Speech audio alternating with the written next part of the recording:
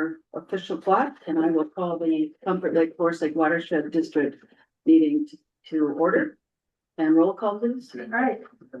Manager Schottmuller. Here. Manager Baki. I am here. I saw Manager Taves was entering the, I'll give him a little second. Manager Schmaltz. Here. President Anderson. Here. Manager Taves, are you here?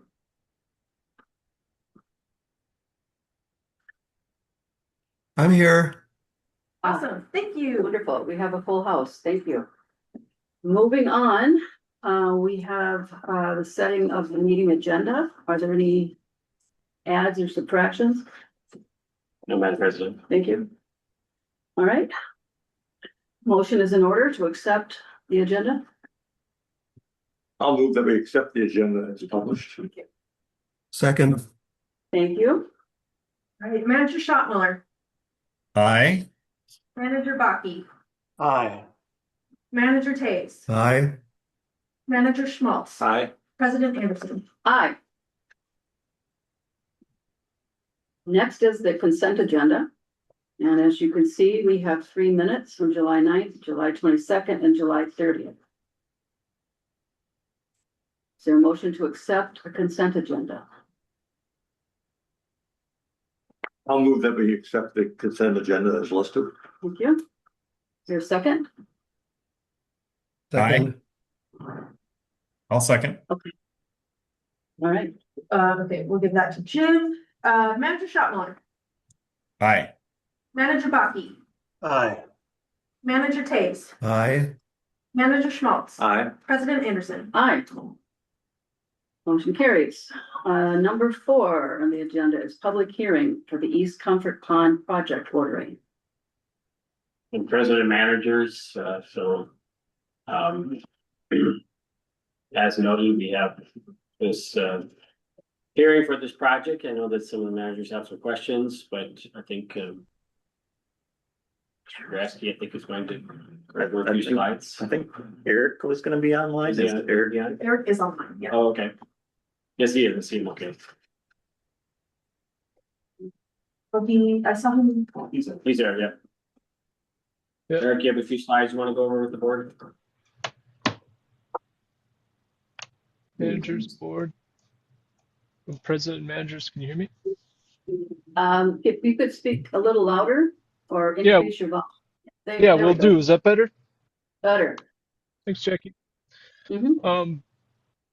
I think before I bring this up, or as I bring this up, maybe Blaine, you could give them a little background on why we are, or why we started the feasibility at this location.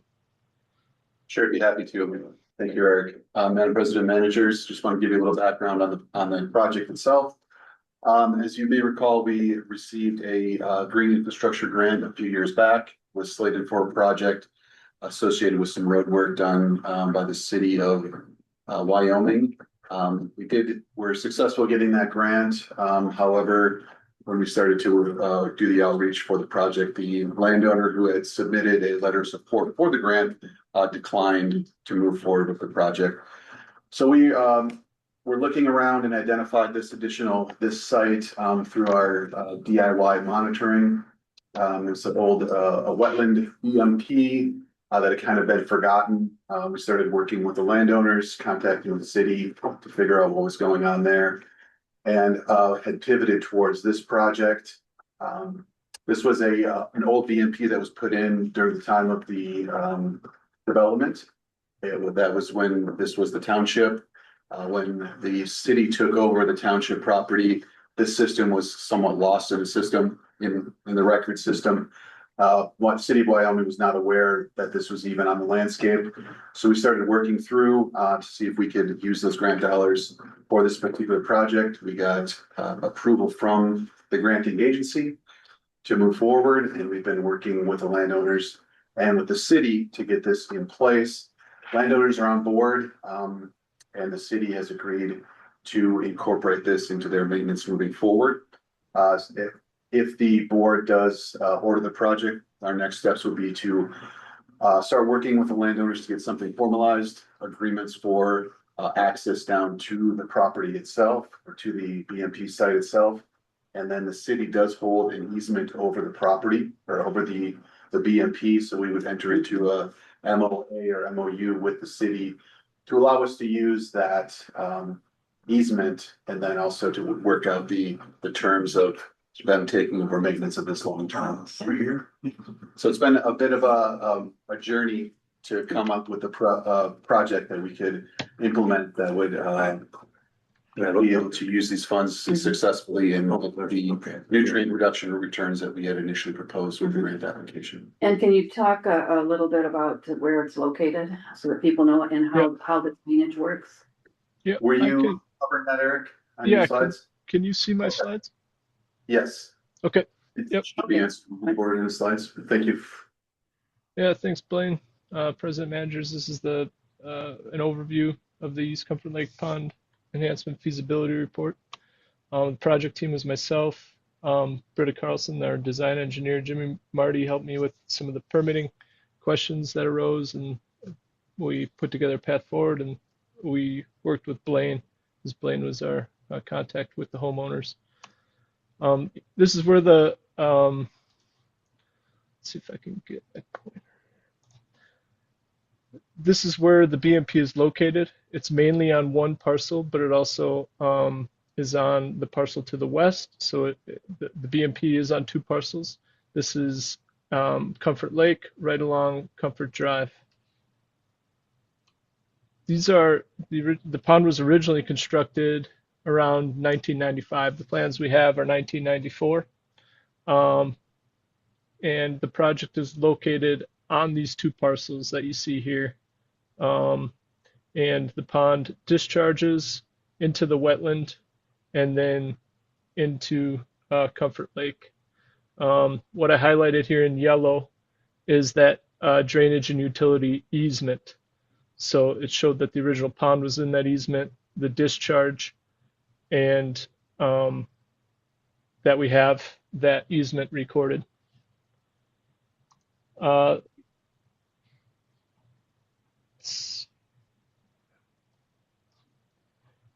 Here's the existing conditions of the pond. There is that easement also. There is an easement that also goes up to the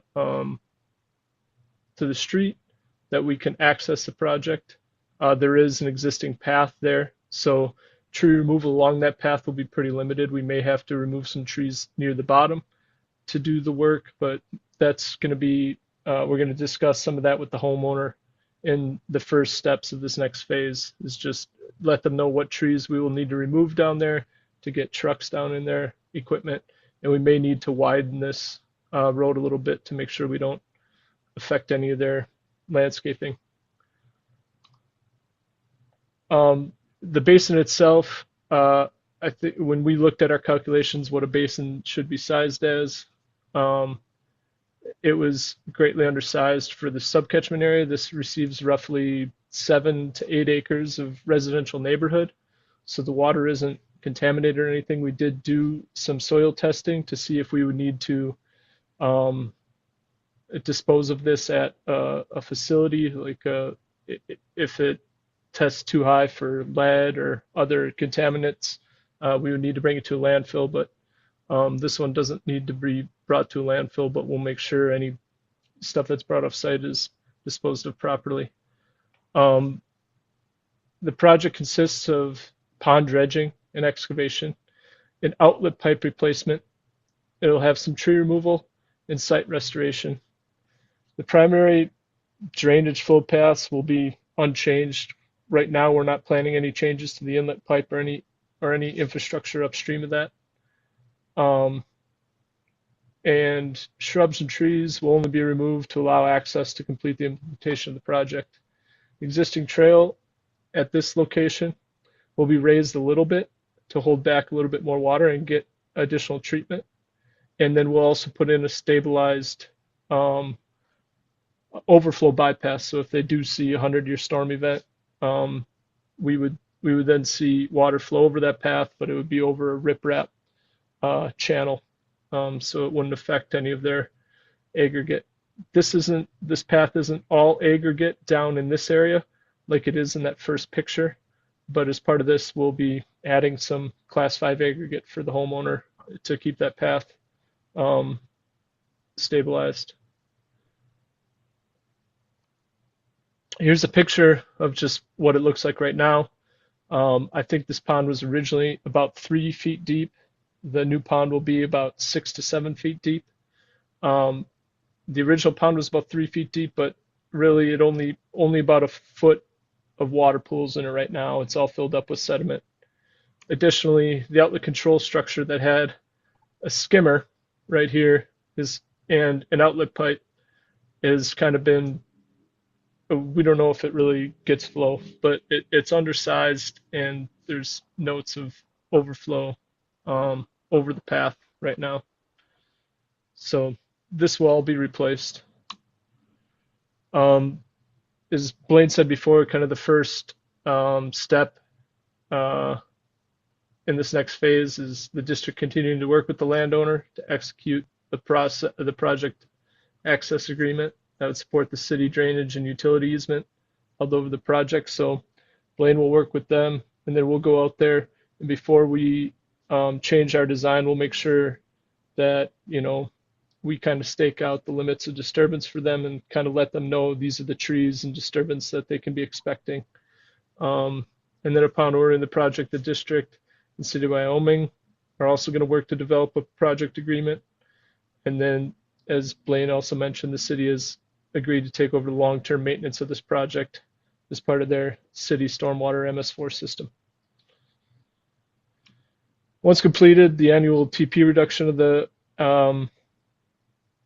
project will be between 3.4 to 6.7 pounds per year, and that's based on monitoring data that the district has collected, and it will remove about 342.5 pounds per year of TSS. The estimated construction cost is about $75,000. And then, you know, at this level, we just have a range of 67 to 86,000 for our estimating. And the removal efficiency of the project over, you know, a 20-year period will be between, you know, 58 or 588 to $1,100 per pound. So based on the removals and the cost, you know, we're usually looking in that $500 to $1,000 range is a project that's effective. The funding. Oh, did somebody have a question? Yeah, no. Okay, all right. So the activity costs, Bowser grant will cover a lot of the costs for the construction and our services. And this is with that higher construction cost in there. So this is where Blaine was saying that they did procure the Bowser Green Infrastructure Grant, and they're utilizing it at this site. And this site seems like a good spot for implementing those funds. And that's all I had for the summary of the feasibility report. Can you go back to the slide that shows the cost per pound? Right here. Yep. Yeah, I'm just wondering if you calculated the sediment reduction. I did. Okay. This was just based on, oh, we did calculate the sediment reduction. That's the TSS. That's the 342.5 pounds per year. Mhm. But as we look But at, not the cost. yeah, the cost per, yeah, we usually don't estimate the cost per pound of TSS. Okay. Is there a reason for that? I think as we look at these stormwater projects, the main pollutant we're trying to reduce for our downstream waterways is that phosphorus cost. That phosphorus cost Mhm. it is usually the most costly, and I think that's just what we've used historically as a rule of thumb here, and I've seen around other watershed districts is just to break that down into the pound of phosphorus removed. Okay. Yeah. Mike, I think you had your hand up. President and answer managers, yes, that question has certainly has come up within the permitting realm. The district is currently actively working with St. Anthony Falls Laboratory Mhm. to, and other, we've initiated this request Mhm. of one, estimating how much sediment is being discharged from construction sites, but then what's the associated cost with that? Mhm. So it's just not something that's been historically, as Eric mentioned, ran through from a calculation standpoint, but the district is leading that effort to try to get to that answer. Good, more because thoroughly. yeah, I will give my speech always about this, is that, Comfort Lake has 10 times more sediment issues that we deal with than our other lakes. They're always around 4,000 per year. And at our highest, when we started the district, ours was 45,000 pounds. And so, of course, we're at the tail end of the watershed, so all of that sediment releases, and we're part of a river system too. And so all of that sediment comes down through the Sunrise. So just always, when we're looking at this tail end, just keep that in mind, as that we sometimes like to see those percentages and those calculations, so we can estimate how much we do.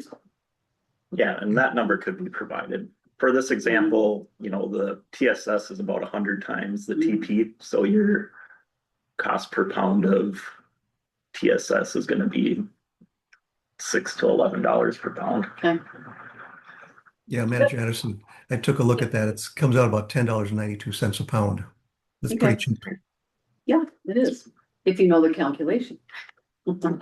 That's all I'm saying. Okay, thank you. But we have more data on the phosphorus too, for comparative, you know, what we're Yeah. paying on a ton basis or whatever. Yeah, I mean, the phosphorus tends to be attached to sediment, so it's, Mhm. Okay, any other questions or comments? The sediment removal, you said the lake was really 3 feet deep and now it's only 1 foot deep. So there's a lot of sediment picked up in there, so you're gonna take out tons of material, just looking at the engineering project. So it didn't sound like you had a lot of sediment being caught for the next 25 years. Would you expect that to eventually fill up again? Or is this big Well- enough to cover that 6 feet worth of depth? well, this is gonna be a lot more storage than that original pond, so I don't think it'll fill up as quickly, but yeah, there's definitely a lot of sediment that's been built up in there, but you know, if we're catching 342 pounds a year, you know, that's gonna add up to be a lot of sediment over a long period of time. Mike, go ahead.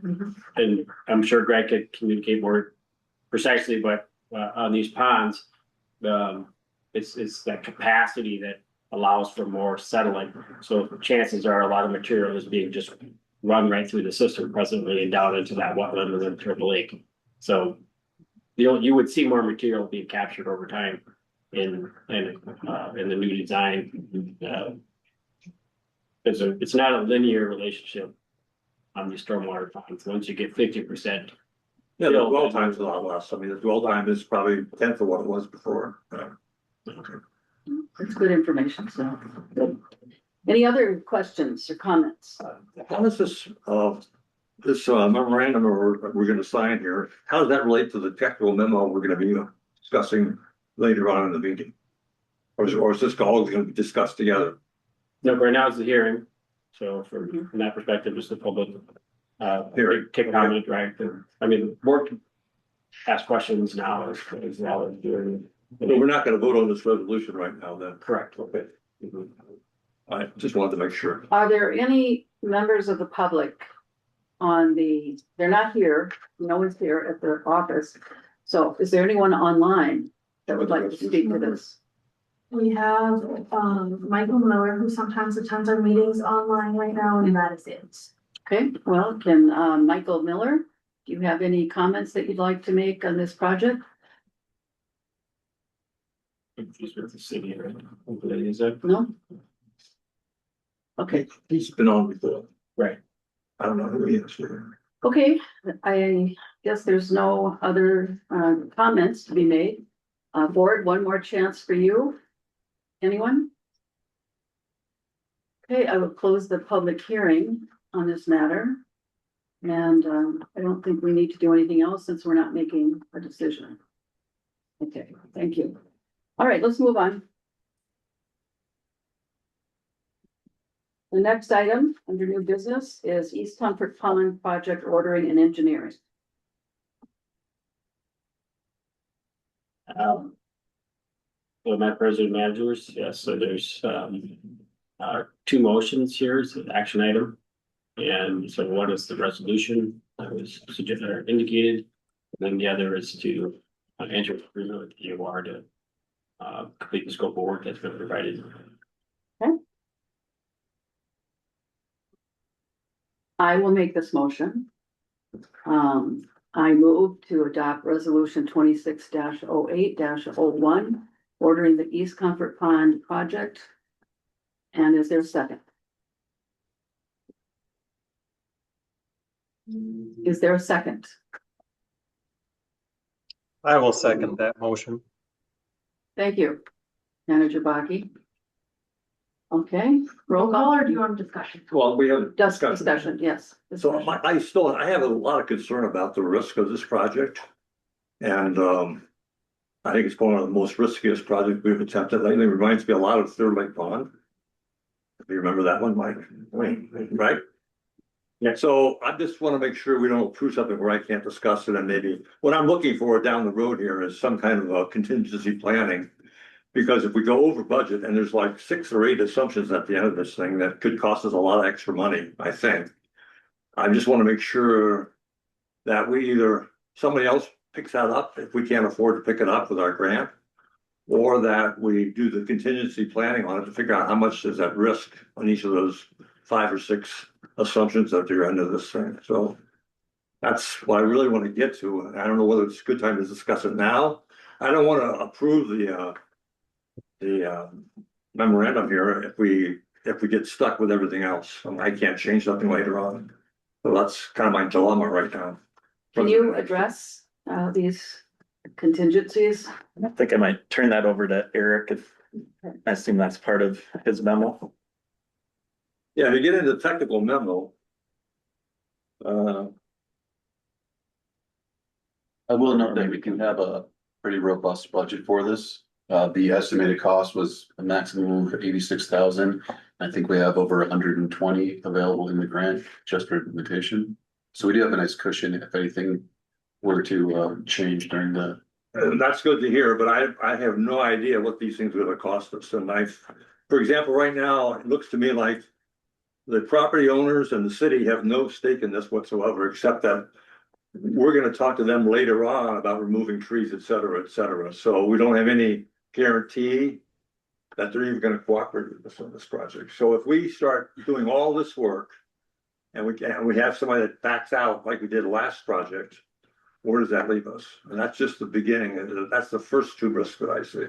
And we have had multiple conversations with landowners and the city, both indicating support of the project and moving forward. I've met with the landowners several times now, sat down with them and gone through the aspects of the project. They seem very much on board. We just don't have anything official agreement in place with them as of yet. We're waiting to get through the feasibility to see if this was a feasible project that the board would approve to move forward. At that point, next steps would be to get those agreements in place. Mike? Madam President, managers, perhaps I did send you a note, but it was late. I don't know if you saw that. No, I didn't. I was probably needing shepherd. But yes, is that perhaps the motion could be contingent on having the agreements in place before starting to work on them. But it was important to determine if the project was feasible before we started spending any legal work to get an agreement in place before we determine. So it's kind of a chicken and an egg thing here, but from that perspective, we can certainly ask council here to advise whether that makes sense for us to try to get an agreement with the landowner and a commitment from the city prior to moving forward with any design work or things like that. So. Go ahead. Well, Madam Chair, it sounds like what you might do is the first motion is simply to order the project That's simply to establish your ability to start, spending funds on design. So you could go ahead and, approve that if you like the project in principle. And then the second motion is approval of EOR's scope of work, and you could, at that point, approve the scope of work Then we can do with the the details. conditions, Right. like either leave it to Mr. Kinney or yourselves retain, ask that landowner and city agreements be brought back to you before the project moves into, advanced design. Yeah, I think there might be some hours needed from EOR in the first task and kind of the coordination piece. So maybe if you guys could authorize, it's only like 17 hours, the first task at least. So if we could assist Blaine as needed with landowner coordination.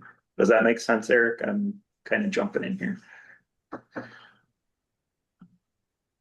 And Blaine. I would appreciate that. Yeah, if that's an acceptable pathway forward, that was going to be. I think manager, the conditions or the additional considerations in section 4.2 are maybe some of the things that I highlighted as kind of some considerations to take into account as we move into this next design phase. Those would be addressed. Some of these communications, the expansion of the pond, making sure it's within the drainage easement footprint, and then just coordinating with the city landowners and going through WACA permitting.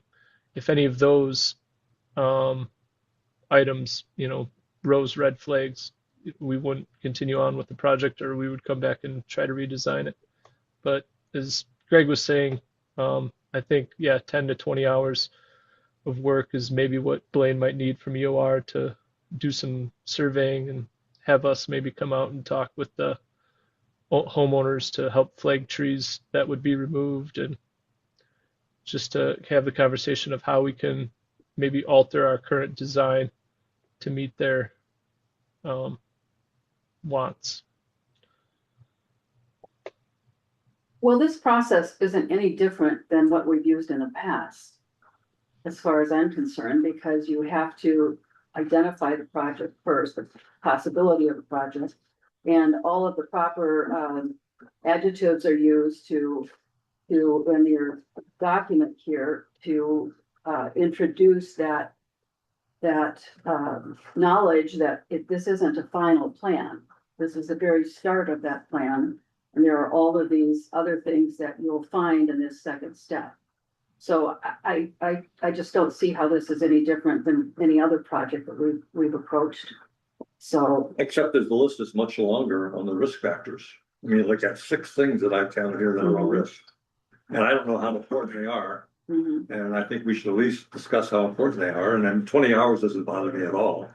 But I mean, I think that's what they're asking for, though, is that time to look into these other things that are listed as risks or things that they don't know yet. And that is part of this next step, Yeah. Yeah. Madam President, if I could speak ahead. a little bit more.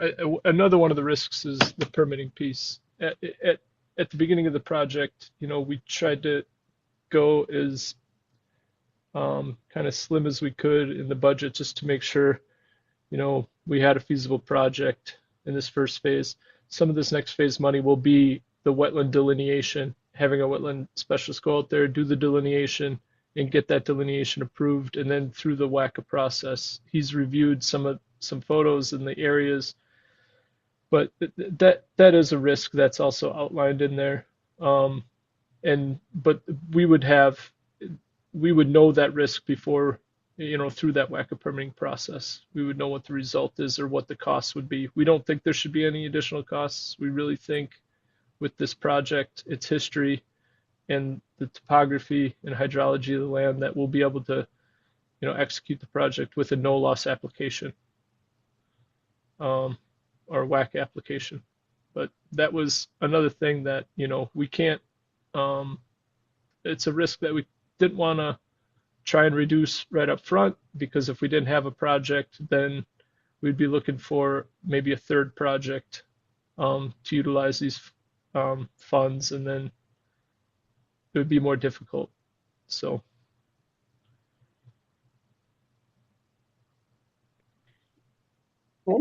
Okay, I guess, I don't know,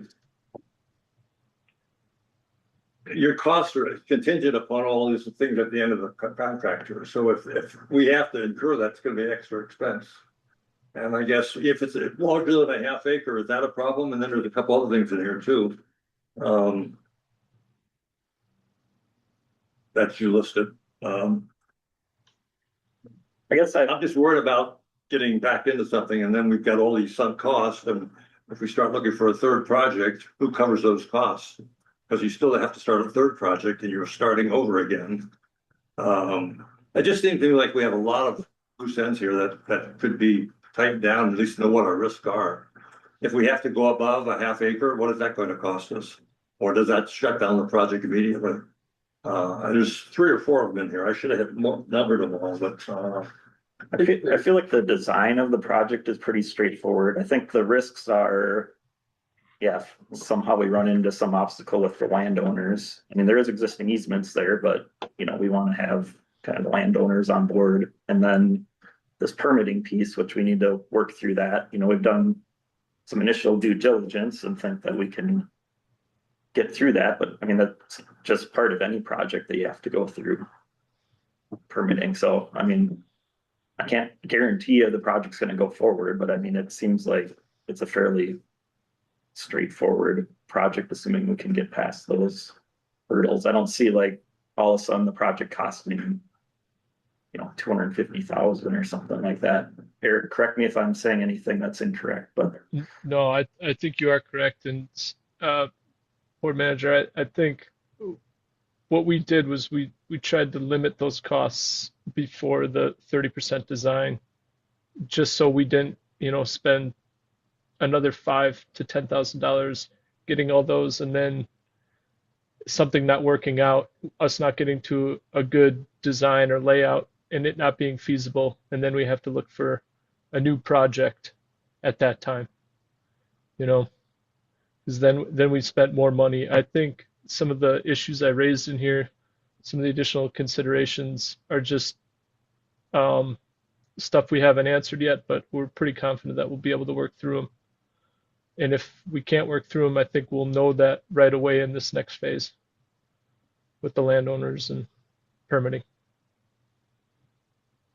well, my concern is we don't need another project that's over budget and where we have an issue with it. We just cannot have that happen again with our history right now. So that's why I'm so concerned about it. I'm not gonna be here, so it doesn't make any difference to me, but for all of you that are here, you don't want to have to deal with the situation if we're over. So maybe a compromise position would be to say that since we've got extra cushioning there, extra dollars, why don't we just frame it within that budget?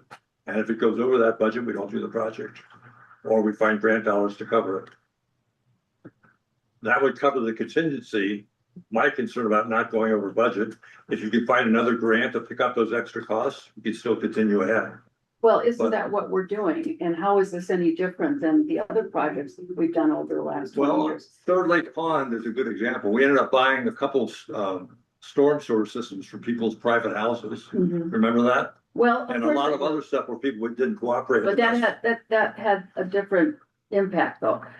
The purpose, or not the purpose, but the genesis of that was the movement of the equipment over a very tight spot that interfered with their septic lines. That's why that was done. Go ahead.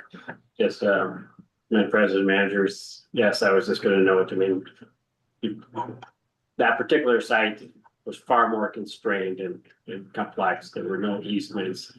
The city didn't have a dedicated, or that, they did come in and address and support some of that. There was no culvert, you know, so it was a very tight and complex piece, but it was also driven by a lot of outreach and angst by the community because there were continued to be blue-green algae blooms out at Third Lake. So there was definitely a strong demand for trying to make that project work, but it was still, you know, within the budget framework. Because I think our only 2 projects were that were really over was that Highway Right, 51 right. one. So. in No, there was many- just a lot of issues with that project, time wise. Correct, so that's why my note to you was that that was far more constrained. You know, we don't have driveways, you know, structures, things like that in the proximity of this one, so it'll be different from that perspective. We don't see infrastructure or anything like that as well, so, and many of our projects have come in under budget and we've returned money back to the state, so it's not our objective just to spend it frivolously, so, when we can, when we get good bids, so that's the one qualifier, but there's typically a range for engineer's estimate is such, and we feel confident. In addition, we do have that $319 that are available to the district. That's a grant that we've received, and we can piggyback that with any of these state dollars in the case of any such thing. But we try to hold those dollars for these potential scenarios. But then still use it within the 4-year window that we have those money available. So, and which we did use on Highway 61. We bring that project cost down to from the local taxpayers. So we only have one decision really to make is on the first thing we looked at, right? There was no separate contract, but it's just There's two motions. it's just the resolution, right? There's two motions up there. So we're on motion number 1. Anybody else from the board have any comments they'd like to make? President Anderson. Few more. Yes, go ahead, Manager Boggy. I would like Greg's, I've heard Greg's opinion on this, and it seems to be that his recommendation is that we approve this. Usually when we get projects from EOR, Greg makes at the bottom, he signs off and says, I recommend approval of this project. So Greg, are you recommending we approve this? Yeah, I'm recommending that you move forward with the ordering and engineering so we can move to those next steps. Thank you. I appreciate your opinion on these things because you're the one who's providing our oversight. So thank you for that. The only question I have is what I see a number in the motion, second motion, 32,000. What are we agreeing to spend here in the first motion? Is there a cap on this? Is there a percentage of the project? Well, the first motion is just to adopt the resolution to proceed. And the second motion is putting that cap on it. So I'm a little concerned about a 30% of the we're capping at 30% of the project.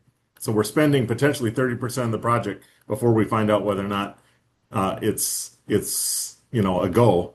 So the revised commentary was somewhere between 10 and 20 hours, EOR hours. Does that lower our threshold here from 32,000? Can you repeat that question? I'm not sure I followed it. Can you repeat that question? Yes, there's the 32,000 was listed in motion 2. However, there was comments that said we need really between 10 and 20 hours of EOR time to decide whether or not this is a feasible project. And I'm curious if that 10 to 20 hours will lower this 32,000 request ceiling, or does that account for the 10 to 20 hours is the 32,000? Well, the 10 to 20, I can't remember what it was, 17 hours or whatever it was the first task, which was to kind of help with coordination with Blaine and talking to landowners in the city to make sure they were on board before we kind of move forward with future steps. Now there's future steps after that in that scope of work, that is the wetland permitting and then final design and other steps after that. And obviously our intent would not be to plow forward with final design until we're sure that those other pieces are put forward. But if it makes you guys feel better to only authorize the first task or the first 2 tasks right now, that could be done as well. But typically hold on just a minute. bring order. Mike, your hand was up first. Madam President, managers, just noting that there have been occasions, as council has noted earlier, where the motion can be structured in such a manner that something is completed and then, either Mhm. provided to myself or to the board president without necessarily bringing something back to the board. Alternatively, something could be be brought back and then further action. I don't think it really matters to you are, as we still have, we're not up against the wall in terms of time here. Mhm. So, but at the same time, there's, we can. It's good just keep moving once you get Yeah. something going. Okay, so I guess maybe if you look at the, what I'm trying to get at is a kind of a cap on the whole project, because our goal is to have all of our projects covered by grants, basically. And I noticed that in the resolution that we're talking about, a 20% cost being provided by the levy. Even though it's our own time, it's still levy dollars, is that correct? Whereas the third item down, What page are you on? one on the resolution. This would be the match, district match for the grant. Can we try first? So does that, Correct. does that qualify? I mean, we were saying we don't want to use any, we would get a grant to cover that, 319 grant or something like that, but I'm just asking the question because it says levy in here. So that would be one question I have. The other question would be that, the total budget is $225,800. That's what our grant is. So why don't we just make the project contingent upon staying below that number without any levy dollars, or if we go above that number, if something does happen and we're $50,000 or $20,000 over, that needs to be picked up by another grant or some other way. Then I would feel comfortable. Because then you have to assess what the risks are, without going through all the, it sounds like we're pretty confident that we're gonna have enough cushion to be able to deal with these minor issues. But I haven't seen many five contingencies on a project like this one. Well, and just remember, before it goes out to bids, it has to come back to the board. Right. So if it comes back to the board and it's over the grant amount, the board can decide not to move forward. But I mean, it sounds like there's quite a bit of cushion in there compared to the engineer's estimate, right? Well, I would feel more comfortable. We applied it that way. That was then we're constrained by your estimates, and you're confident that we're gonna be able to do it, then we don't do it, we don't move ahead. And we'll also note that the 32,000 and some changes for the entire implementation, EOR services to take the project through the design phase, permitting, and then also implementation. So, Go ahead. Well, Madam Chair, Manager Schmaltz, I'm just not sure that a limit on total project cost would be effective for what you're concerned about now. Because the limit on project costs won't occur until we get to the very end of the project, after we've gotten awarded a construction contract, proceeded, and then we run into an issue. It seems to me, I would say that it's an inherent part of project management. When there are contingencies to manage the engineer's work so that it's directed toward resolving the contingencies before the engineer invests additional money in designing out the project. And I'm guessing that Blaine is going to do that naturally in any event.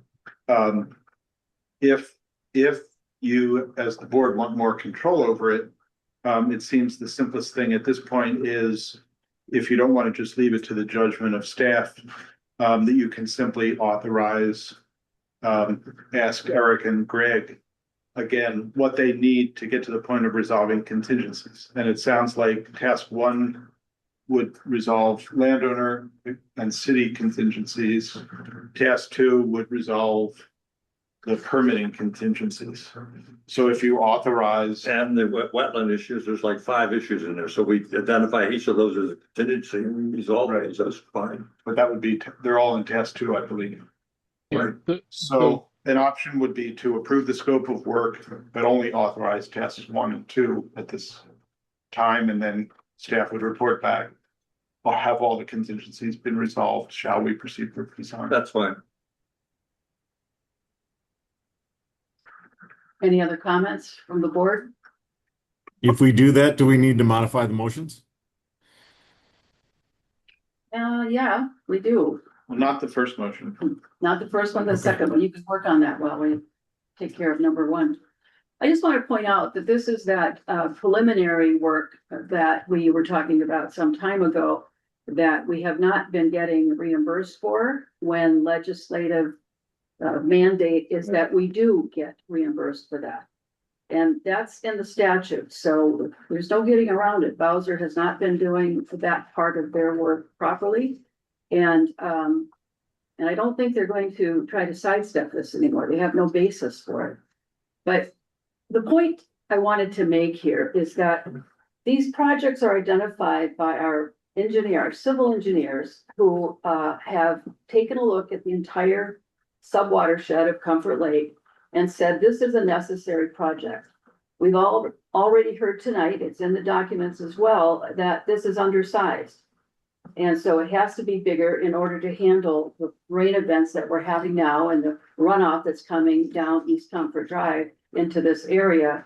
I don't know how many feet to tell you it is or yards, but it's close to Comfort Lake. So just like all the projects that we've done in the preceding subwatersheds, this is no different from the approach that we use for all of those. Our mission is to protect the waters of Minnesota. And this project seems to me to be one that will be doing that at the end. So if we could modify that second amendment, or excuse me, motion with Chuck's help tonight, let's do it. But let's get through the first motion and proceed. This is a step that is no different than all the ones we've happened to on all of our projects. I mean, that were necessary. So it's no different.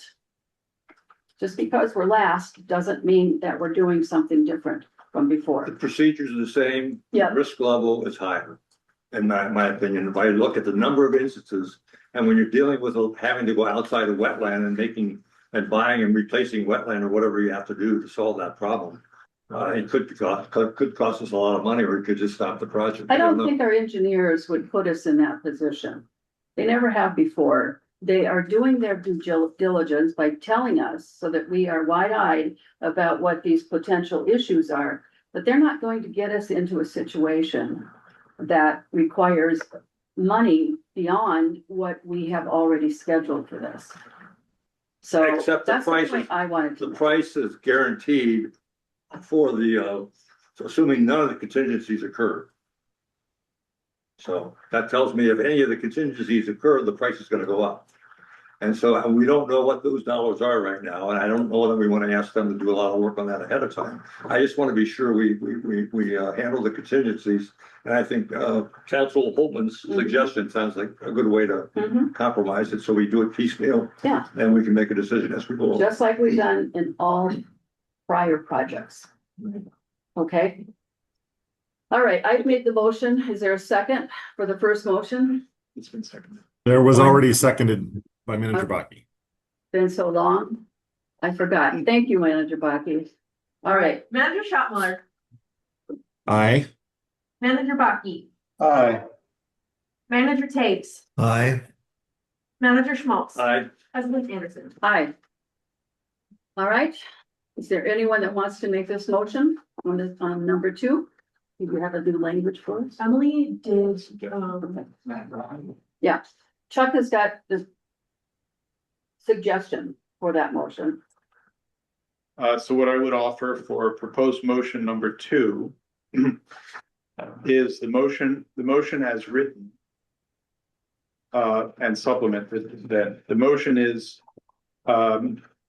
moves to authorize the administrator on advice of council to enter into an agreement with EOR in accordance with the July 30, 2026 scope of work in an amount not to exceed $32,717.50.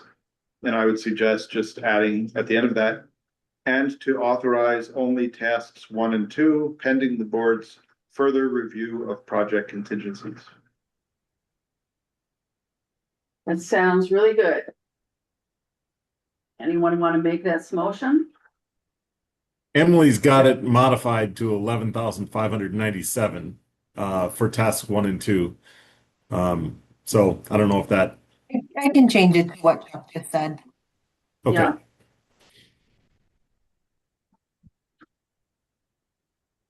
Okay, how about that? Chuck, are you looking at it? Make sure. Yeah. that was- Okay, all right. Very good.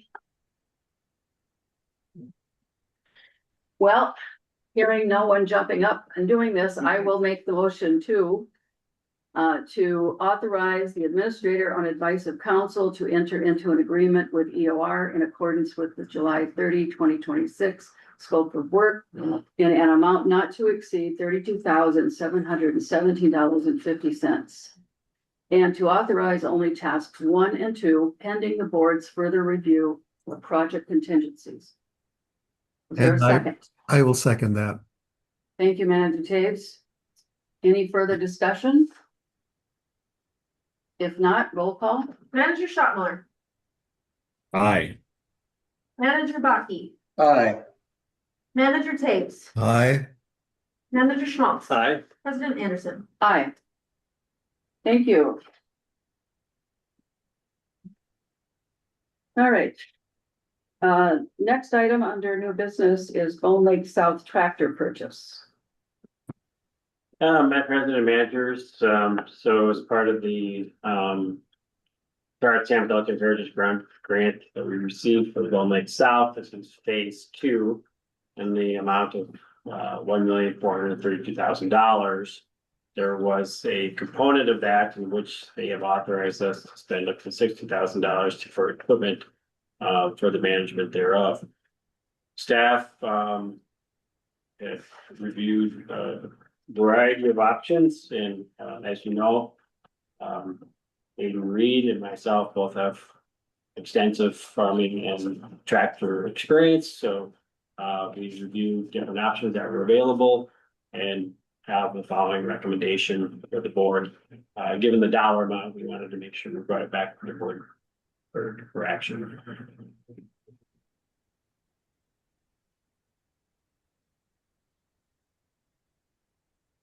So what are we buying? What model? What make? It's orange. The whole tag is there. The whole purchase tag is on that attachment. Well, at least deer hunters won't shoot at it. Yeah. Right, it was difficult because I have a strong preference to a Green. different color, yes. But these are very, very good as well. Well, for the sake of the listening public who's not going to read our documents, can you just give us a little bit more information about it? And we'll be done. Sure. Well, principally, we were trying to balance, obviously, we needed to stay within the threshold price, but we're also looking at both something that had a loader, which is just for obvious reasons, moving things, those things, whatever, but also then a mowing attachment. And that had to be sized for the horsepower capabilities of the tractor. The other is that acknowledging that same culturally, you may recognize that maybe only 1% of vehicles that are sold presently have stick shifts anymore. And so, and versus other places around the world. So not everyone knows how to use a clutch. So we had to then look for those companies have also recognized that. So we moved to a machine then that could be driven by and operated by most any technician or technical person that can drive a car. So that was sort of the balancing of it all. But it's really, was sort of is noted here for ongoing maintenance, mowing maintenance in particular. Plus, we see the potential of, maybe doing a little bit of other renting a drill for seeding and things like that. But that's the main function of it is for the maintenance mowing. And is there a building that we can house this in when we're not using it? Or how's that gonna happen? There presently, as you remember, there's an old barn there, and it's part of it is, so it would be enclosure, but actually we've been working through that as far as the long-term component of it. We don't see the really being a viable structure long-term for storage. My recommendation has been to acquire an enclosed storage unit and place it out on the property, because then more importantly then is that those are 100% critter proof versus the barn presently. So so that would probably be, so we'll go through that with the manager plan. Mhm. Like we'll have to, we've been evaluating, I've had some people on site to look at the barn. I think our best scenario frankly is going to be that we find somebody interested in the beams and some other things and do the work in exchange for the material. So taking it down will be the likely scenario. So then we'll do the restoration, but we'll have just a container for storage. All right, very good. Any other questions at this time? President Anderson? Yes, go ahead. Mike, will Olson Power and Equipment provide a service and warranty for this brand new vehicle? Yes, there is a warranty with it. There is an option for servicing. It's going to be similar to like miles on a car, but it'll be hours. And so that will be something that we'll be working through from that perspective. That being said, we haven't worked through all the details, but again, whether I'm sure Mr. Reed would be comfortable doing this, but changing the oil filter on a tractor is like a 10-minute job. So but we still need to make plans, and we're working on some other policy pieces and some safety documents for I've asked Blaine to work on in terms of having staff go through some sort of training operational piece on it, because the difference of this versus a car is that there are places out there where if driven in the wrong location, you could tip it on its side, so there would be some training, but at the same time, all of us had to learn at some point. Mhm. So, Well, we trust that you're going to make sure that we comply with any OSHA rules or anything else that comes into being, right? Okay. yeah, staff is All right, working. very good. Is this, because it's tied to the grant, does it mean it must stay on that property and we can't store it off-site? Or does it also mean it can't be used off property for anything else? Is this a watershed now machine that can be used on multiple different sites? Well, storage, I guess I don't know where else we would place it. Use, it's our understanding that if we wanted to take up and within a reasonable distance, you have to just figure in the travel time and staff time associated with that compared to something else. Oh, I see. Mr. Reed is on the call now too, so he can help answer any of these questions as well. But for the most part, right now, we would just be looking at the need right now is strictly on that Bone Lake South property. Thanks, Mike. The only thing I would add is about the service contract. So the attached bid that we have right now is less than that $60,000. We kind of have a contingency buffer just based on what equipment we think we would be needing, but we do intend on using some of that remainder for a service contract with Olson Power. Thanks, Dave. Okay. Any other questions? All right, the motion is before us. Who would like to make this motion? I will make the motion to direct the administrator on advice of council to enter into an agreement with Olson Power and Equipment for the purchase and delivery of equipment in accordance with June 29, 2026 quote in an amount not to exceed $60,000. I'll second that. Thank you. Any more discussion? No? Okay, Manager Shopmiller, Aye. Manager Baki, Aye. Manager Taves, Aye. Manager Schmaltz. Aye. President Anderson. Aye. Motion carries. All right, next up. Thank you, manager. I've never purchased a new tractor before, so. Have fun with that, Mike. 2027. I'm sorry? The last time I purchased a tractor, I had to pay a 20% interest rate to John Deere to get it back in Wow. the late 70s. That's depressing. You shouldn't have mentioned that. 2027, 2028 biennial professional services RFP. The president managers, every 2 years, per the statute, the district is required to solicit RFPs or requests for services. And historically, we've largely focused on legal, accounting, and technical services. This year, we are suggesting that we add in some additional components in terms of HR, IT, and our insurance agent as well. Components to that to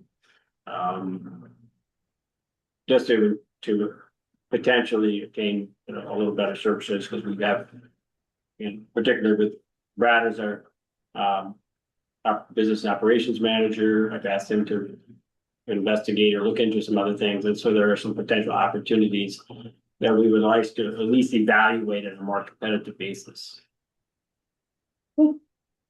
Sounds good. And the motion in front of us is right there, unless you have other questions at this time. Or Mike or Brad. Okay, who would like to make this motion? I can make the motion. I move to direct the administrator to publish and post solicitation for 2027-2028 professional services.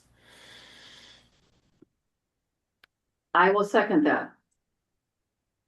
Manager Shopmiller, Aye. Manager Baki, Aye. Manager Taves, Aye. Manager Schmaltz. Aye. President Anderson. Aye. Unanimous, passes. Let's go to the next item. State of the watershed preliminary planning. And president managers, we have Mr. Jelm here to kind of go through at least some of the preliminary planning components and answer any questions. All right. Madam Chair, Board, thanks, Mr. Kinney. In your board packet, there was the general outline and kind of the planning information for the event, very similar to last year. We've put the advertisements out. We've sent the invitation material out. We've got a few RSVPs back. We've also sent the material to the newspapers for press releases, so it's a little bit of hurry up and wait on that. But again, we're looking at Tuesday, September 29th, 5 to 7:30 at the American Legion. We're shooting for about 100 people. Last year we had 99, so hopefully we get 100. And then budget right around $6,000. Last year we were at 5,300, and that included the Legion, the food, the awards, and then some printing and advertisement. If there's any questions, I'll be happy to answer them. Well, would you introduce the board to the little episode that we had in our planning? I certainly can. So if you remember back in February, I did my 2020, or the education and outreach, did the 2025 follow-up or recap, and then the 2026 implementation plan, and that included the bigger events that we had planned for 2026, and that included the date for the State of the Watershed, which again is September 29th. We had booked it with the Legion because they are very busy, and for us to get the bigger room there, we certainly need to jump on it early. As I started sending out the invitations and the invites and things like that last week, I was contacted by Commissioner Mirren to let us know it also happens to be the same night as MRAP's 20th anniversary celebration. I had not seen any flyers or heard anything about that. It's unfortunate, to say the least, that we have a conflict, but there's only so many dates out there between city council, county commissioner, other events, things like that. And there's been some discussion back and forth, to say the least, about it. And I don't know if Mr. Kinney wants to elaborate any more on that. President, managers, no, I think it's just highlights the value and the need for more coordination. So I have directed Mr. John going forward to simply email out all these communications to our partners. And it's, even though we, as the board may know, so all of our board material has been published online since March of 2014, and many of our partners do not post their board material, so we're not able to have the same visibility unless you're attending the meeting in person. So, so by us proactively just sending out by email, at least, then they would be receiving that information in addition to what we already are posting online, to avoid any of this. And of course, we will continue to try to engage people to have those more regular meetings, and we hope that will occur. Even though there's been communication, well, this is what happens when you leave our partnership. Well, it's like that doesn't preclude you from still collaborating and communicating, right? So, so we're trying to get past some of that element, and it's really disheartening from the standpoint of, we've been tracking 40% of the people that are participating typically on the work that Mr. John was doing on behalf of the district. And of course, there's many, many workshops are people that reside outside the district. So we are greatly enhancing the work of MRAP in that, from that same focus area of education, but yet not receiving any credit. And we're not even seeking the credit, but sort of the acknowledgement within being from a partnership. We're not just, to me, it's always been that the citizens, the public don't know one agency from the other. And, it's the same resource and the same citizens that we're trying to serve. So. Yeah, I would only add, and correct me if I'm misrepresenting anything, Adam, but your calendar came before the board, the calendar for this year came before the board in, I believe, April? February 12th meeting. February 12th. Okay, thank you. February 12th, and we approved that. And so we had our agenda set for the year with all of these outreach and celebration events. So it's very easy to go on our website and see what that calendar is. And it's unfortunate that MRAP didn't do the same thing so that we don't have this conflict, but it's really of their own doing. And that's unfortunate as well. And so we'll be missing some of the people that have come to our annual event for the last 6 years that we've been doing it. So that's unfortunate, but thank you for your work and getting us out there ahead of everything for the year. And we talked about maybe looking for other sites, but we're really not the entity that needs to be doing that. That's MRAP. If they're concerned about it, then they should be making alternate advantages or alternate plans, because we've already had ours secured for almost the whole year. So thank you for your diligence, and appreciate the work that you did to look at that background over the last few days. And I'm looking forward to another good State of the Watershed meeting. Okay, is there anything else you want to say about it? President Anderson? Yes, go ahead. I have brought this up before. for this event, and given our budget, is it necessary to serve a meal? We're trying to, also project an image where we are cutting costs. We're doing the best we can to stay within our budget. Is it necessary to have a meal?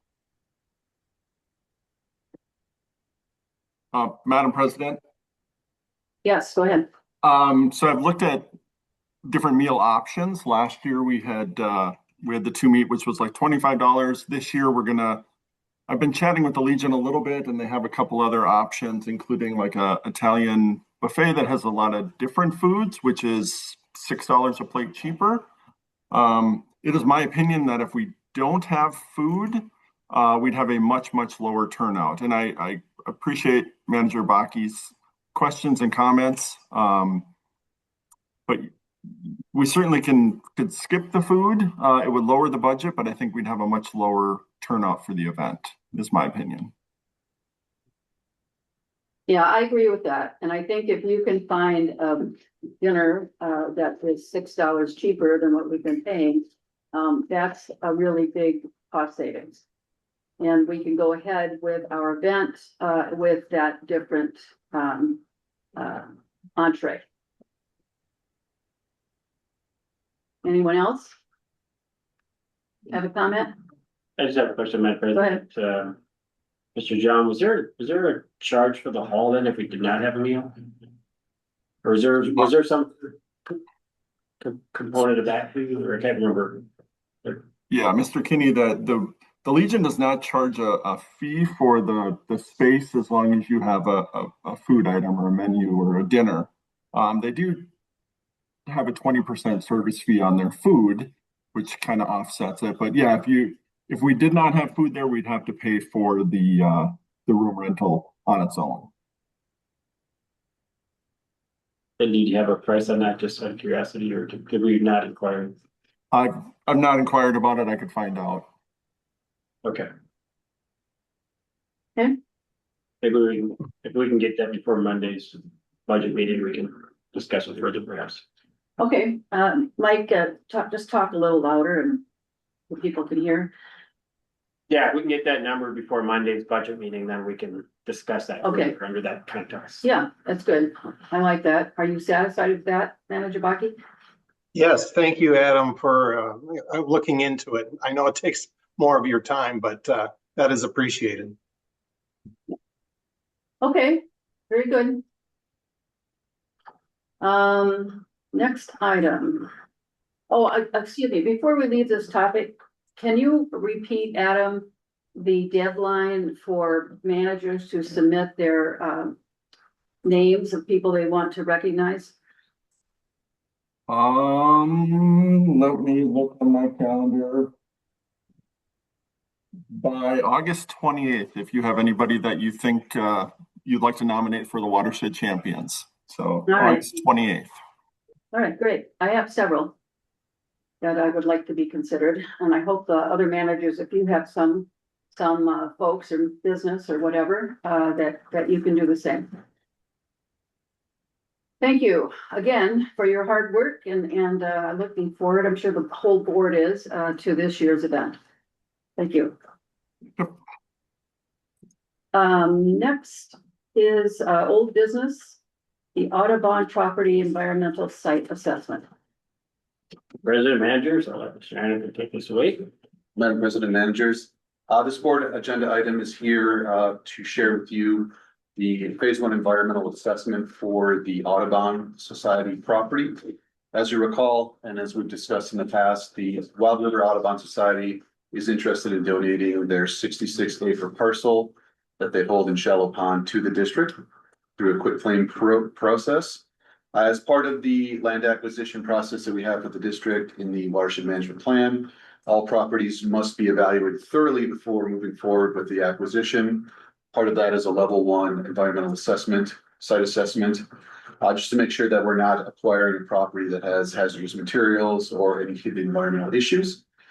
We have had a ESA completed by EOR, and that concluded that there are no currently recognized environmental conditions, no historical recognized environmental conditions, nor any controlled, recognized environmental conditions on the property. So in other words, the property is clear from environmental hazards. So we have the ESA for your review, and we have a motion to potentially accept that. Well, I would like to make this motion. It's in my sub-watershed, obviously, and I make the motion to accept the EOR Audubon Property Phase 1 ESA report dated August 3rd, 2026. Is there a second? I'll second that. Steve beat you to it, sorry. Any other further discussion with this? I just want to say again, how fortunate we are to have this. And there is a lot of work early on that was identified that would be helpful in that area. And by having this property donated, we get access to that area so that we can proceed on our own territory. So it's just like a gift that we've been able to achieve this. Anyone else? All right, roll call. All right, Manager Schottmuller, Aye. Manager Baki, Aye. Manager Taves, Aye. Manager Schmaltz, Aye. President Anderson. Aye. Thank you. Unanimous decision. Number B, under old business, Bone Lake South Nature Area Management and Restoration Plan. And President Managers, again, trying to bring some of the EOR staff here, so I have to do an introduction or two. So. I was just gonna turn to him when I had a moment to say, I don't know you. I'm Jimmy Marty, ecologist with EOR. Well, thanks for coming. Thank you. Right, Madam President, managers, I've prepared a small presentation. If you could bring that up, please, Tori, kind of walks you through the Bone Lake South Nature Area Management Plan. So before you today, we've got the management plan for the property. Let's give you an overview here of the plan. So we've got three main chapters. Chapter 1 is an introduction and background on the property itself. Chapter 2, we've got a restoration section, which lists the goals, objectives, and actions needed to restore the property. And then chapter 3 is the management plan itself, as far as policies and rules for the property. This plan was developed by staff based off of several other organizations' property management plans. We looked at 3 different other organizations, 5 different plans in total. Kind of took the best elements of that to create a template for our management plan. It was put together by staff and then reviewed by Jimmy Marty with EOR. We took a look at it, got a bunch of comments back, huddled with him, and then collaboratively edited and refined the draft that we have before you today. So our plan here moving forward is to present you with this plan for you to digest, take a look at this board meeting. If you have any questions, comments, concerns, we ask that you send them to staff by the 21st. So we can incorporate those, consider those, and we're hoping to bring the management plan back to the board on the 27th for some follow-up discussion and hopefully acceptance. Next slide, please. I'll just run through kind of what the plan is here, just to give you a quick overview. Like I mentioned, chapter 1, introduction and background.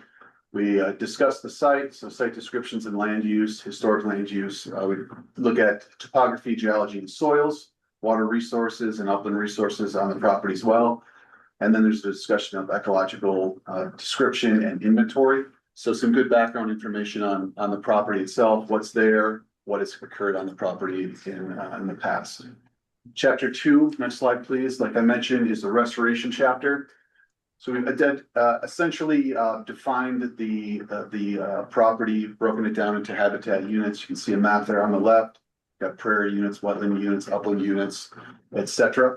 So we've got general goals for the property, future desired conditions, and then again broken the property down into management units, and then each management unit has a restoration goal and objectives and actions needed to restore those habitats. We discussed restoration funding and talk about the budget for restoration. If you recall, we have a Lassard Sam's Outdoor Heritage Fund grant to implement, do the restoration implementation.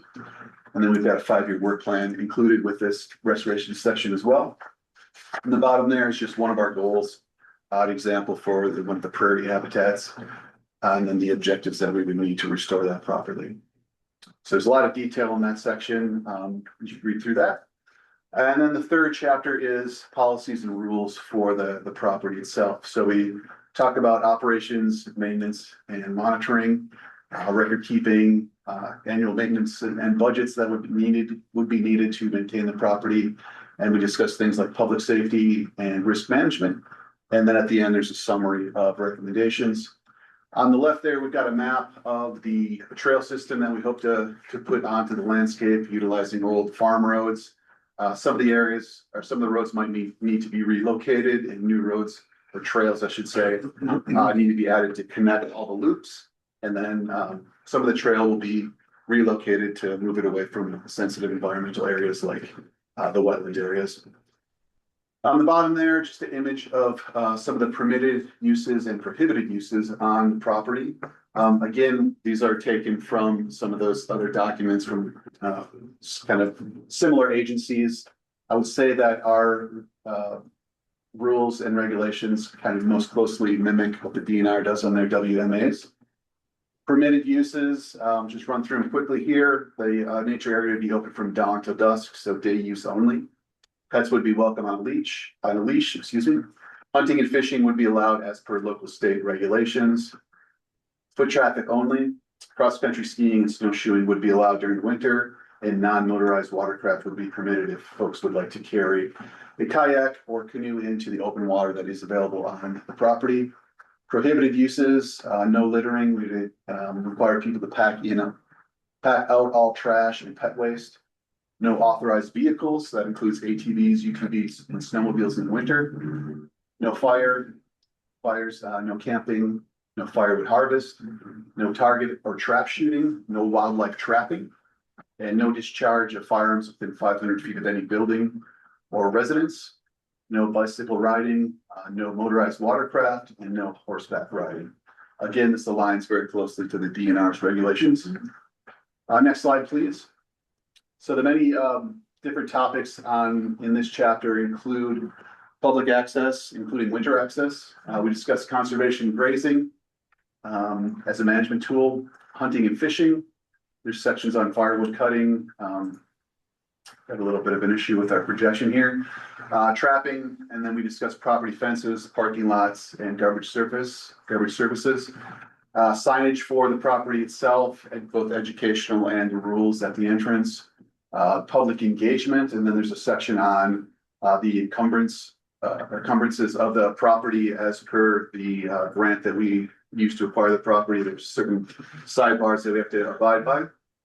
We discuss risk management, hazards, and then go into O&M, monitoring, maintenance, and record keeping as well.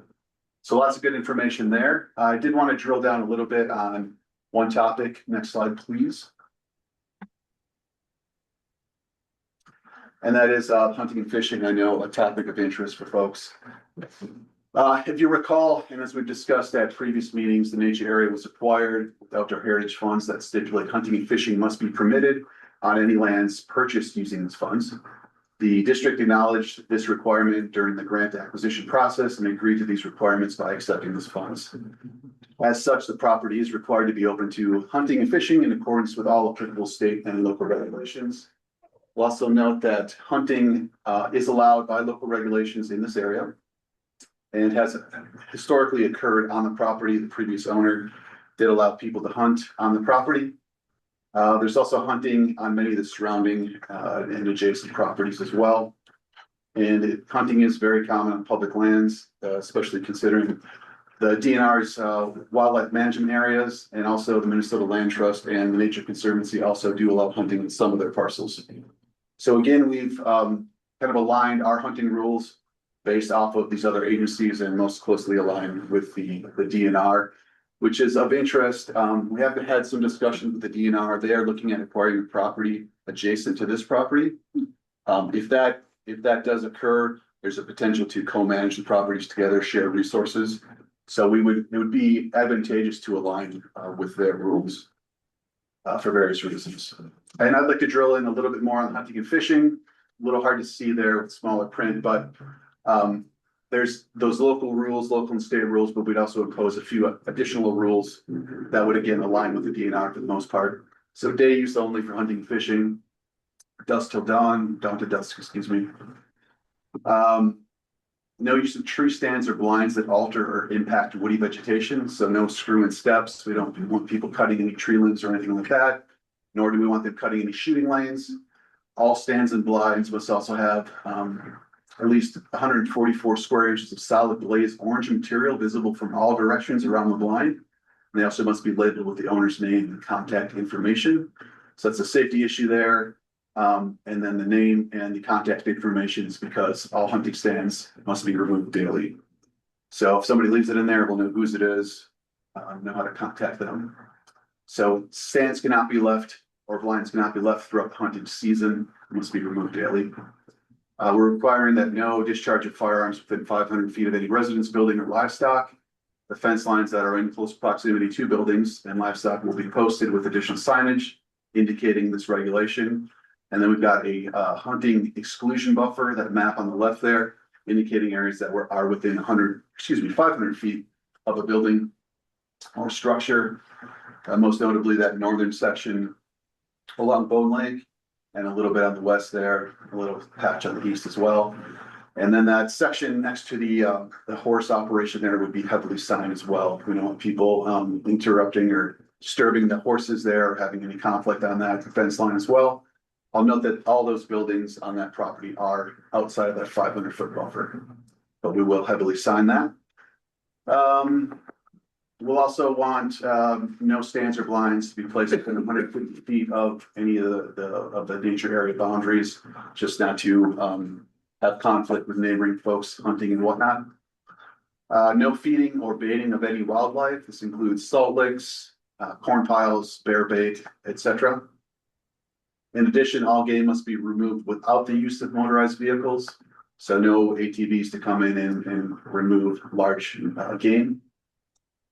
And then we have some restrictions during the 2-week rifle deer hunting season for non-hunters, which would essentially be wear blaze orange if you're going to access the property. And we'd ask them to also limit their access as to avoid key hunting hours, which is the times around dawn and around dusk, where wildlife are commonly very active.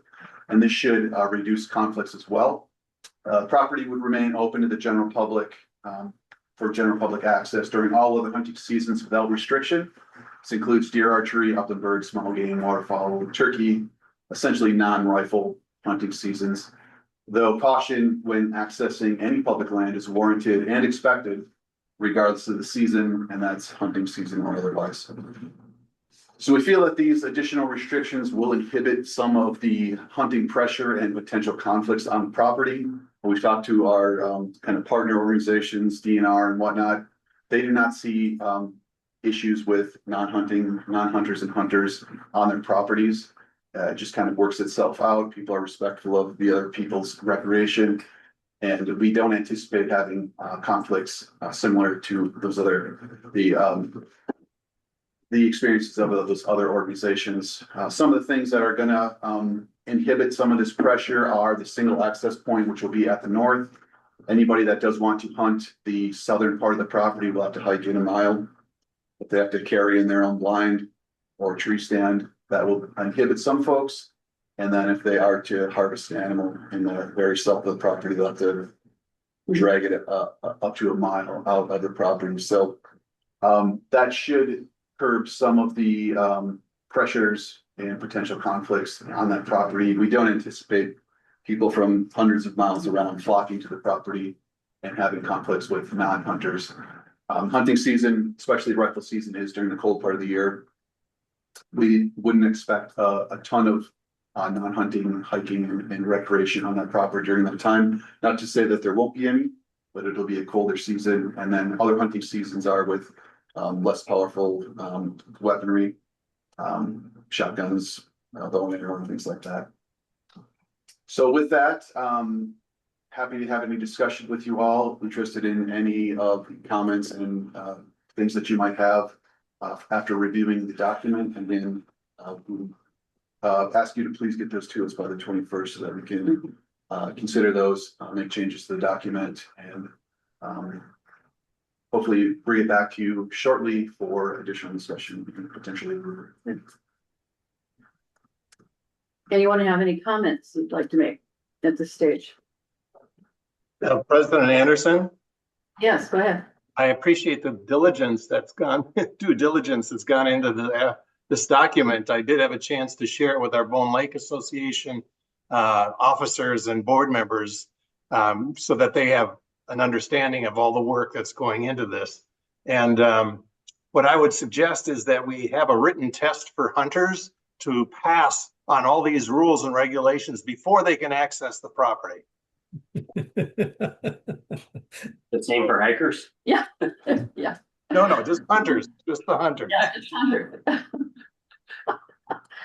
Okay, any others? Yeah, President Anderson. Go ahead. Yeah, thanks, Blaine. This answered all my questions and sets my mind at ease. I really appreciate what you put into this. Thank you. Thank you. Manager Schottmuller, or you? Yeah, these guys stole my thunder. I was just all excited to be able to say how great this was. It really was an amazing report. So, yes. Okay. I was impressed with the conservation and the restoration work. That's gonna be a lot of work to do. Job security. Much of it grant funded. Yeah, all of it grant funded, right? Yes. Even the signs. Correct. Okay, good. Good. We can't miss that. We're talking big signs in this area. I just wanted to say, and I apologize if it's a different property, but I don't think it is. We saw something here maybe last month that talked about the tamarack forest. I think it's on this property, correct? Yep. Yeah. Right here. Yeah, and then also the peat soils and this rare fern for fen that was spotted as well. Yes, yes, that's what I thought. So the peat soil, are you going to try to, I would hope, cordon off that area so that we don't have people stomping all over this rare plant and damaging the peat soil? It won't necessarily be cordoned off, but the Okay. trail system will kind of go away from it. Okay, Not gonna be drawing a ton of attention to it. And I think there was,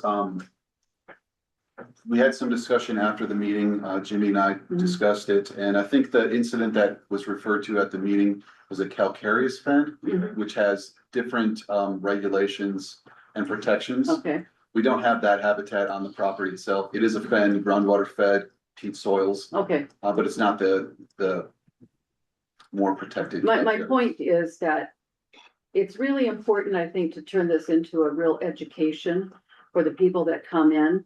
And that the importance of all of these different things like soils and so on make such a difference in the health of our outdoors. So if there's a way for us to make sure the less traffic, the healthier, that area stays, that we can somehow put an education sign near that and then educate the people that come through about all of these different natural features that exist on this one property and their importance.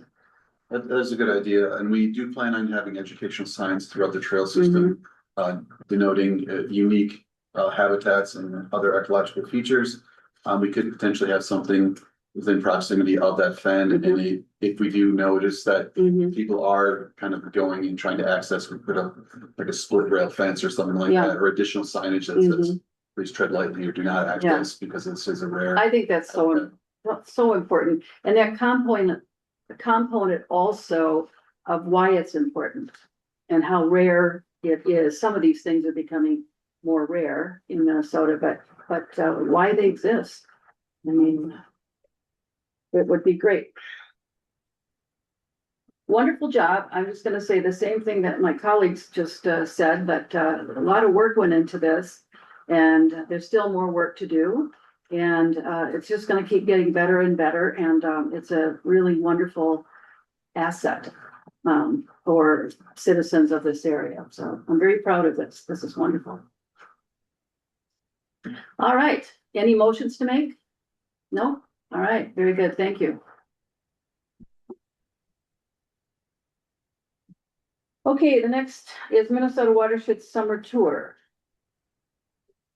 President and managers, just wanted to bring this back for discussion. There's been some discussion in our previously, but typically the board authorizes board and staff to attend.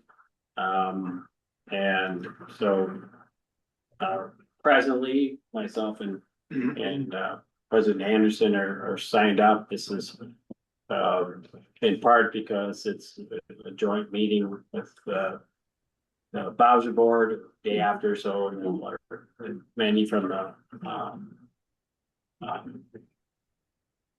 Clean Water Council, I think, are going to be there as well. So, right, just so many of the same that have, if you remember, in June, President Anderson and I attended the meeting in the Clearwater Council to discuss this request for basically being reimbursed for a lot of the preliminary work through the diagnostic assessment process that the district has undertaken over the past 12, 14 years or so, that it's not been eligible for grant funds like much of the other sub-watershed analysis work, which is. And even though we've been able to demonstrate and quantify the tremendous efficiency of public dollars and being able to get to the end results literally decades sooner. So so we do feel that it is important for us to continue those conversations with our partners in this area. And I think it's been my understanding that no other managers were intending to attend, so we don't have any other reservations or registrations at this time. Yeah. So this motion is to authorize, from what we know now, that the administrator, Mike Penny, will be going with me, or I will be going with him. We will both be attending. Will be summer tour. So we would like a motion to codify that. President Anderson, I'll make the motion to authorize Manager Anderson and Mr. Kinney to attend the Minnesota Watersheds Tour and expend the associated funds as necessary to attend. Thank you. Is there a second? I will second that. Thank you, Manager Taves. Any further discussion? We hope to see all of the bodies, as Mike pointed out, that we're working with to accomplish the focuses that we want and the results that we are looking for from the Clean Water Council, from the Board of Minnesota Watersheds, and also Bowser Board. That's to get all of those three together in 1 week. There's going to be plenty of time for us to talk with each one of them and to answer any questions or solidify our position. So it was just too important of an opportunity. I wasn't going to go at first, but when I realized the scope of what we had access to, it makes sense to be there. So thank you for this motion and your approval. Any further questions, comments? I believe we need to vote. Well, we need to vote. we have a hand up over here. No, we'll complete the vote and then accept question. Okay. Go ahead. All right, Manager Schottmuller, Aye. Manager Baki, Aye. Manager Taves, Aye. Manager Schmaltz. Aye. President Anderson. Aye. It's unanimous. Thank you. Mike, go ahead. Yes, just to note that again, if we could get into the budget component again, if we could imagine what not only what this would have done for the district, had all those costs been addressed during that process, which we have long felt and advocated for. But the other practical element is the next board meeting will be the 27th, Thursday. I think that's following the Bowser meeting. Or will you be back, or do we need to make sure that the vice president is addressing. I think the vice president will probably have to step in on that one because, that meeting with Bowser Board will be on Thursday. So I will, stay for that. What's the date on that? It's the last meeting of the 27th. month. Yeah, the 27th of August. Okay. Right. So I'll be out of town. So I'll have, if I'm running it, I've got to do it remotely because of my my commitment Okay. up in Hibbing. That's okay. Our treasurer usually takes over when the vice president and president are gone. So Steve, you'll be here? I'll be here. All right, very good. So Steve will step in to lead that meeting.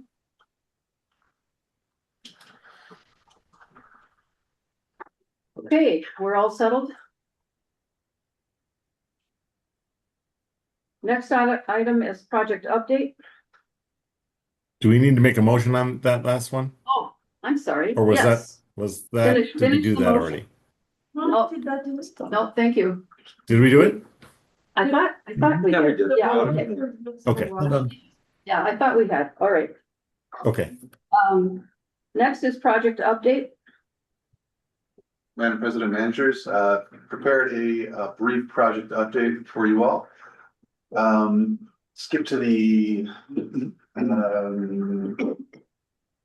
I think we mentioned this before, but we've been, we had a grant for the Conservation Corps to come and assist us with some project implementation and project operations and maintenance. They've been out several times this year. We just had them out August 3rd through 5th. Working out at Bone Lake, South Nature area, removing some internal fence and also removing some invasive species, primarily buckthorn from some of the habitats. We'll have them out a couple more times this year and I'll be looking to do some work at the North Shore Trail Nature area and again at the Bone Lake South Nature area as well. Next slide, please. Brief update on the Little Comfort subwatershed enhancement, the Heath Avenue Iron Enhanced Sand Filter Project. As you know, we are in the implementation phase. We had a public open house on July 27th. We had 5 members of the public stop out to learn about the project, including Commissioner Ben Motzka. We had a pre-construction meeting with the contractor on July 21st, and they indicated that they will be breaking ground on the property, on the project in late September.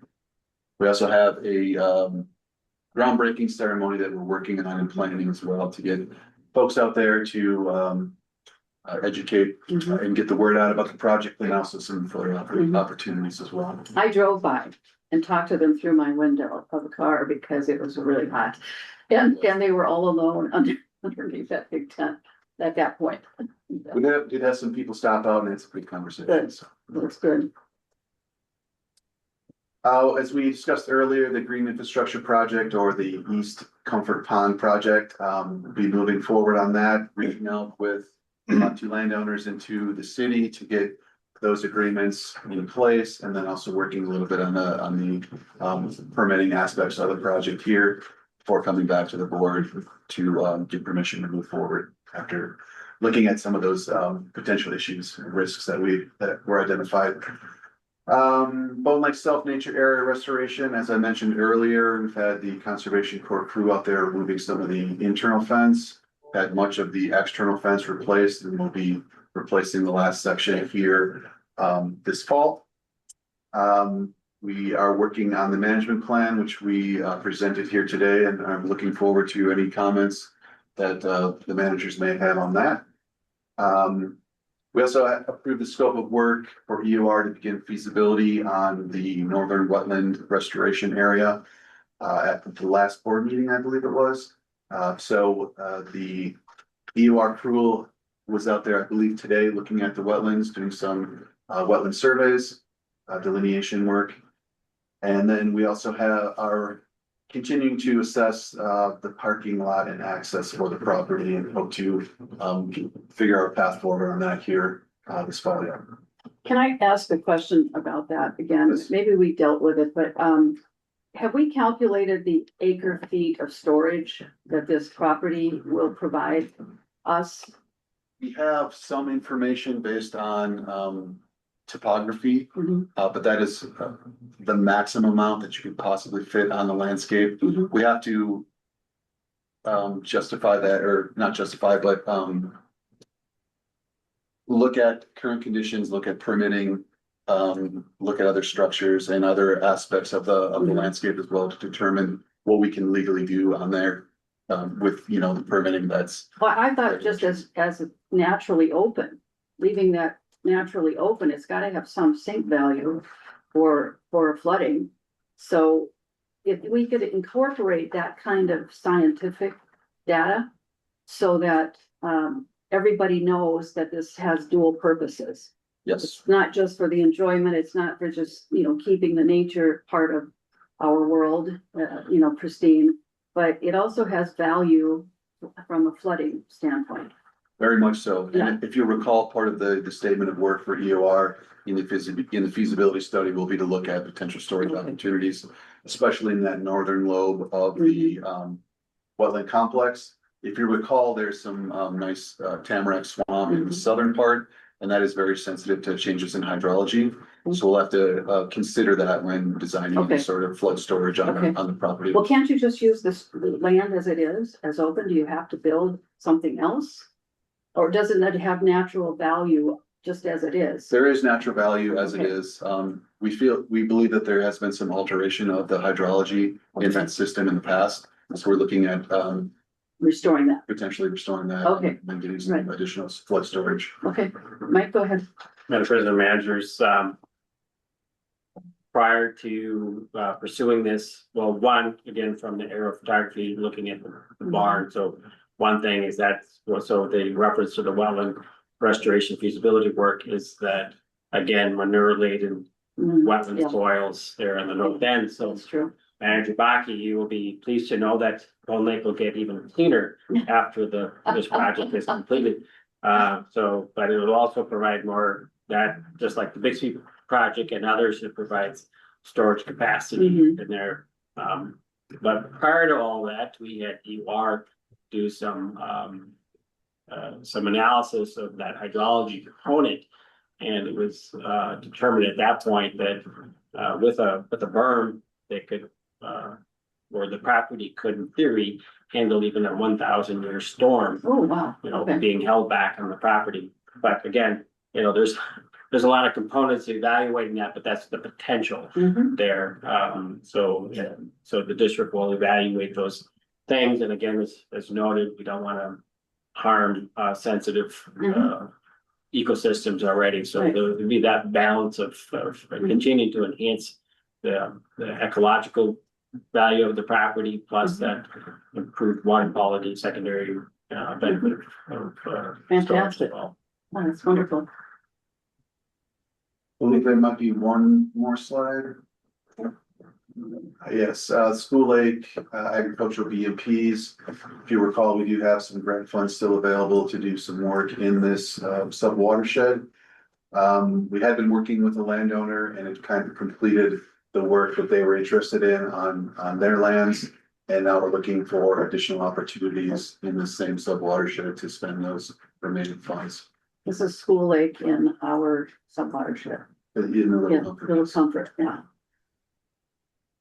There's another one up a little bit in Chisago City. Yes. Yeah. Okay. With that, I'd be happy to take any questions that you all might have. No, I just a question on School Lake, you know, that's had so much manure, cow manure shoveling down on it for years and years and years. So we are looking at that legacy load issue when we're doing work in that School Lake area, right? Yep, we've been working with one landowner that has some of that manure coming off their property and have installed some gutter systems to help reduce the amount of nutrient that's flushing downstream. But there is much more work to be done. Yeah, I was thinking more about the bed of the lake, or the lake itself, and then it's part of the Sunrise, of course, coming from that way. And wouldn't the base of that lake and that part of the river stream, wouldn't that also hold legacy loads? It could potentially, I'll note that there is a number of smaller wetland complexes throughout that channel that could be helping to filter out some of that Okay. news that comes down. Good, good. But we'll be looking at all of that when we deep dive into this, correct? Yes. All right, very good. All right, thank you. Next item is report of managers. Anything to report, Manager Baki? Nothing to report, Manager Anderson. Thank you. Thank you. Manager Taves? Well, as you're all aware, that excavation that happened behind our barn from getting the spoils out from when there's a dairy there, stuff was pushed out in the swamp. Some of the spoils were put across the road, which was basically a sandbar, and that's where my garden is. I don't know if you can see this or not, but that's a beet that I pulled today. Wow. It's bigger than the size of my hand, and it's the Miracle Grow. the super beets. Yeah. The value of that material that comes out of there is, it's got a monetary value to it, at least in my book. So I think that's something to think of going forward. I know that area where the spoils from, was it Douglas's on the northeast bone, where that was excavated and put out in that field out there. It sure has turned that piece of property or that area into productive materials again. So, it's not just spoils that have to be gotten rid of. It provides a real value to somebody. So kind of roll that into our thinking going forward. We have some more we can sell to you. A revenue stream he's found. When are you going on vacation? We'll just dump it off. I need more land to put it on. Sounds like an opportunity for a manager cook-off between Manager Taves and Manager Schottenmiller. Yeah, there you go. Oh. Thank you, Manager Taves. Manager Schottenmiller, what about you? I have nothing to report. All right. Manager. Except my water's really low. Yeah. I'm gonna need everyone's help to get the boat off the lift. Yeah. All right. Nothing to Well, report. only with lasagna as a treat. Manager Schmaltz, Nothing to report. have you gone through any issues lately that you can talk about? I think everybody's aware. Yeah. I was just having some fun. The only thing I want to bring up is several weeks ago or several meetings ago, I brought up the idea of offering a soil test for any of the shoreland owners that seem to be having more EWM issues than anyone else. And I wanted to make sure that I think that's Aiden's area, that Aiden is looking into that. Because that might be a good combination to find out for sure if it's really something from the lake or the runoff coming from that property. Because that's a nitrogen hungry plant in the water and it's got to be coming from somewhere. So on Comfort, we have distinct areas that are, blooming, over blooming with EWM and others have nothing. So there's got to be something in that chemistry, either in the soil of the lake bottom or what's coming off of the property itself. So if I could just get an update and maybe the next board meeting, that would be, well, I won't be here, but anyway, if he can look into that issue and see how practical it would be, but we have that program. It just seems like a good lineup to me to be targeting and understanding why this area, but not this area, is getting those plants. President Anderson, Yes. if I may, many of the managers, including yourself, will see some flyers in the mail and a postcard in the mail promoting our soil testing. And that will go to all the shoreline on Comfort Lake as well. Yeah. So we're certainly promoting it next week or two. Oh, I know you are. I know you are. I just think that we need to connect those two things for our shoreline owners. And the best way to do that is to bring out that project that you just talked about to them. Yes. Any questions? Yes, Go so, ahead. yes, years ago, remember on Bone Lake, that's how we identified one of the, that project. Oh, yeah. Northeast corner was the abundance of the EWM Mhm. for a Halderson property, so. Right. And a year ago, this first meeting in August, the board hosted, a PhD student from the University of Minnesota, Katie Park.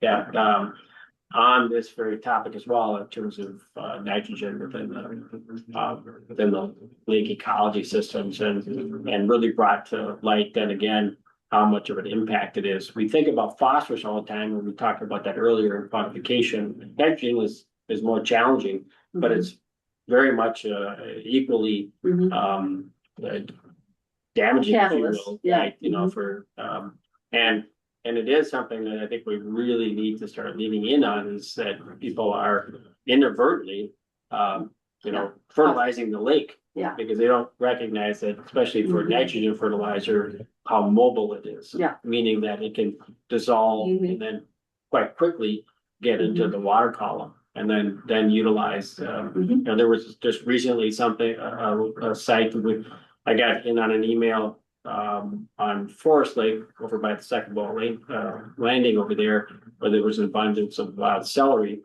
And that's a plant that really loves nitrogen as well. And I remember a year ago, and I thought about turning around and stopping to take a picture of it, but somebody, near the lake with the fertilizer cart just going back and forth, fertilizing their lot between, or the grassy area between the roadway and the lake. And it was just like, why you're fertilizing the lake? But this is an education component, right? That we need to work on. So this is thanks to Adam and Aiden for really stepping in on that area and getting that out there. Well, that sounds like a bigger, not just a little gathering, but it sounds like a real info meeting for the public that we can have as a true learning experience, and we haven't had many of those in the last number of years, but we had a lot of them when we first started, and they were very well attended. It drew, in the 50 to 100 people at those kind of seminars. So it's more of a seminar instead of just a little education, hour. Okay, all good ideas. Put in your bags of things to bring forward. Next is the summary and approval of board direction. Madam Chair, managers, just a couple of items. Mr. Jelm will come on Monday with a review of food alternatives for the state of the watershed.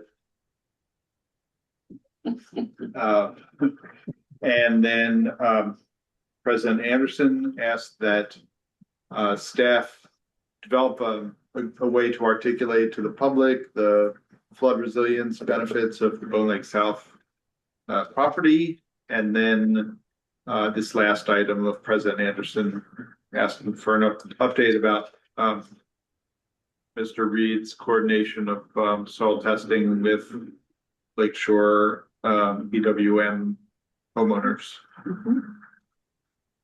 Anything missing from anyone? If not, we are ready to adjourn. I'll make the motion to adjourn. I'll second. All